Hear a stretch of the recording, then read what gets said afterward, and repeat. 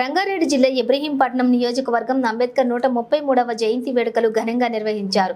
ఈ కార్యక్రమానికి ముఖ్య అతిథిగా ఇబ్రహీంపట్నం ఎమ్మెల్యే మల్రెడ్డి రంగారెడ్డి హాజరయ్యారు. అంబేద్కర్ గ్రామానికి పూలమాలలు వేసి నివాళులర్పించారు. ఈ సందర్భంగా ఎమ్మెల్యే మాట్లాడుతూ ప్రపంచంలో అన్ని దేశాల కంటే పెద్ద రాజ్యాంగం భారతదేశంలో ఒక రాజ్యాంగమని అన్నారు. అనేక దేశాలను అధ్యయనం చేసి రాజ్యాంగాన్ని రాయటంలో కీలక పాత్ర పోషించారన్నారు. ఈ రోజు ఎలా ఉన్నామంటే ఆనాడు అంబేద్కర్ రాసిన రాజ్యాంగం యొక్క ఫలితాలను అనుభవిస్తున్నామని అన్నారు. గత పాలకులు ఇబ్రహీంపట్నం నియోజకవర్గాన్ని అభివృద్ధి చేయటంలో విఫలమయ్యారని, కాంగ్రెస్ ప్రభుత్వం రాష్ట్రంలో అన్ని ప్రాంతాలను దఫాలుగా అభివృద్ధి చేస్తుందని తెలిపారు.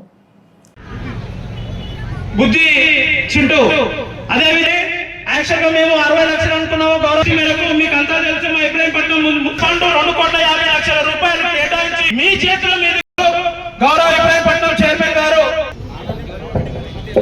ముందుగా హెడ్ క్వార్టర్ లో ఇది ఈ భారతదేశానికి ఒక దిక్సూచిగా మనకు పేదవాళ్ళు, తిండి లేనటువంటి పేదవాళ్ళు ఉన్నారు.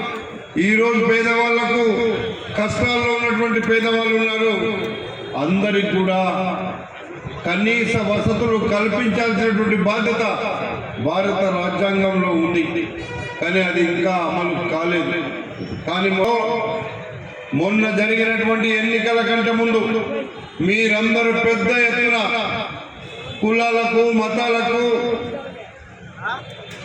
ఎక్కడ కూడా మాట్లాడకుండా మనం ఈ రాష్ట్రంలో ఒక ప్రజల పరిపాలన తేవాలని ఇచ్చినటువంటి మాట మీద ఎవ్వరు ఊహించని విధంగా ఈరోజు ఈ రాష్ట్రంలో ప్రజాపాలన చేయాలని మన ముఖ్యమంత్రి చిన్న వయసులో ఉన్న ఆలోచన చేసి ఇవి అమలు చేయాలని ఒక పట్టుదలతో ఈరోజు ముఖ్యమంత్రి రేవంత్ రెడ్డి గారు ముందుకు వెళ్తున్నారు అనే విషయానికి మనం ఇచ్చినటువంటి హామీలను అమలు చేసే కార్యక్రమాన్ని మొదలు పెట్టగానే మళ్ళీ ఈరోజు మనకు పార్లమెంట్ ఎన్నికలు వచ్చినాయి. బిల్డింగ్ కట్టేది ఉందని, లేకపోతే ఇంకా కొన్ని కమ్యూనిటీ హాల్స్ ఉన్నాయని, ఇవన్నీ కూడా అమలు చేయడంలో తప్పకుండా నా వంతు కృషి బ్రహ్మాండంగా ఉంటుంది. అందులో ఏమానం ఉండదని చెప్పి సందర్భంగా మనం చేస్తున్నాం.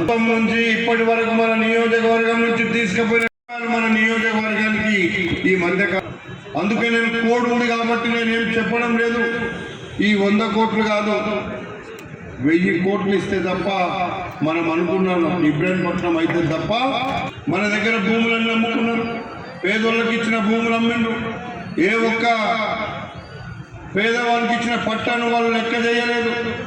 ఈరోజు పేదవాడు బతకాలంటే కష్టంగా ఉంది. కానీ ఇక్కడ పేదవాళ్ళకి ఏ ఒక్క రూపాయి ఇవ్వలేదు. 1000 కోట్ల రూపాయల ఆస్తులను, ప్రభుత్వ ఆస్తులను పెద్దల కట్టకట్టిండ్రు. కానీ పేదోనికి 100 గజాల భూమి ఇవ్వలేనికి వాళ్ళకు హృదయం లేకుండా పోయింది.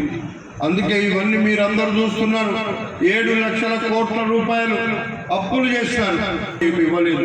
అందుకే ఆ రోజు బాబాసాహెబ్ అంబేద్కర్ రాసినటువంటి రాజ్యాంగంలో ప్రభుత్వాలు ఎవరు వచ్చినా రాజ్యాంగ ప్రకారంగా నడవాలన్నారు. కానీ బాబాసాహెబ్ అంబేద్కర్ రాజ్యాంగం మాకు అక్కర్లేదు, మేమే రాజ్యాంగాన్ని కొనసాగిస్తామన్నారు. ఈరోజు పత్తా లేకుండా పోయినరు. ఈ దేశంలో 100 రోజుల్లో పతనమైనటువంటి ఏదైనా రాజకీయ పార్టీ ఉందంటే మొన్న జరిగిన ఎన్నికల తర్వాత ఈరోజు మీరు చూస్తున్న పరిస్థితి కూడా అర్థం చేసుకోండి. అటువంటిది మనం గుర్తుపెట్టుకోవాల్సినటువంటి అవసరం కూడా ఉంది. ఈరోజు ప్రజల అమాయకులుగా